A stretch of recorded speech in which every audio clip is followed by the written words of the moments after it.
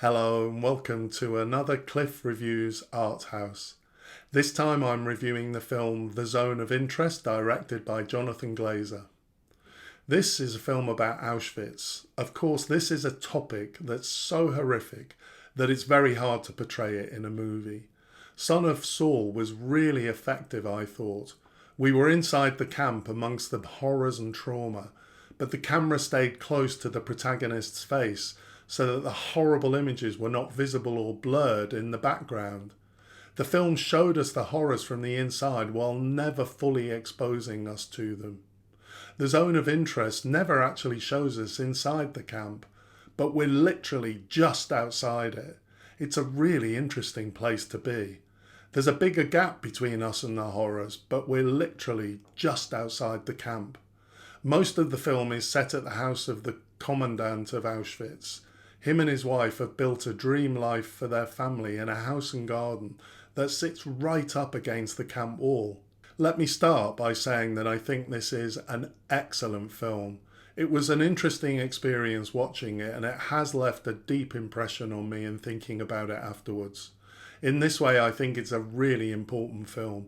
Given that it's notoriously hard to portray this awful event in history, it's down to creative filmmakers to come up with different ways to represent the Holocaust. And I think Glazer does this extremely well. It's an interesting angle on the film that, in quite a minimalist way, much more minimalist than Son of Saul, says so much in its rather simple setup. I love the long opening with the black screen and the unsettling sound. I think that this links really well with one of the posters for the film, really powerful.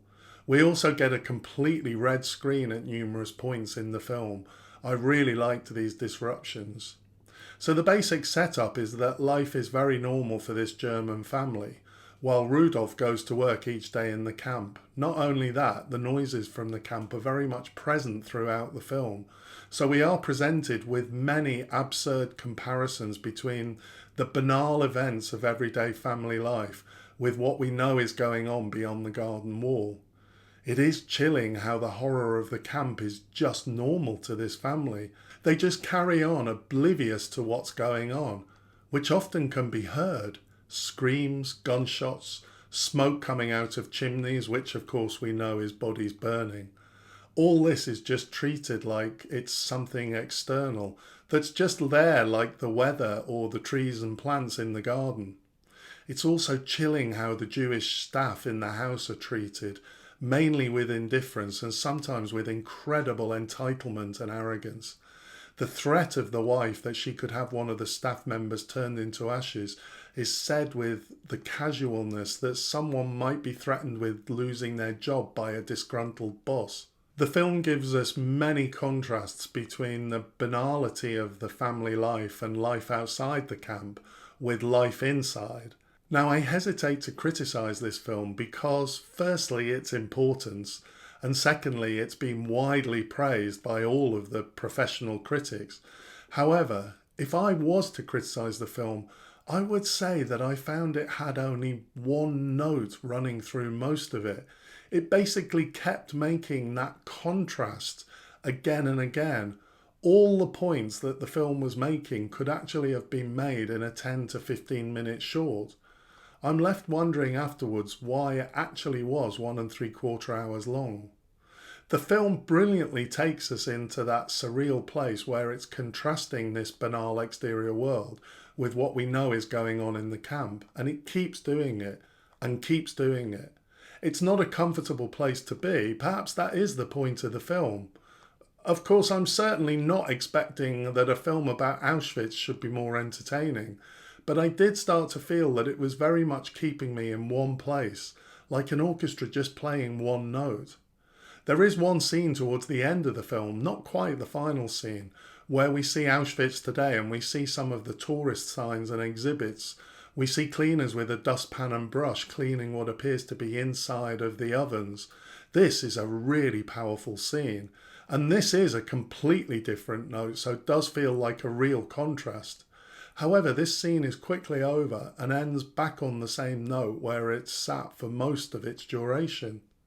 Glazer is such a respected filmmaker that I'm sure he knows exactly what he's doing. There must be a purpose to this characteristic of the film. But all I can come up with is that he wants me to stay in that place throughout the film. But I don't really understand why.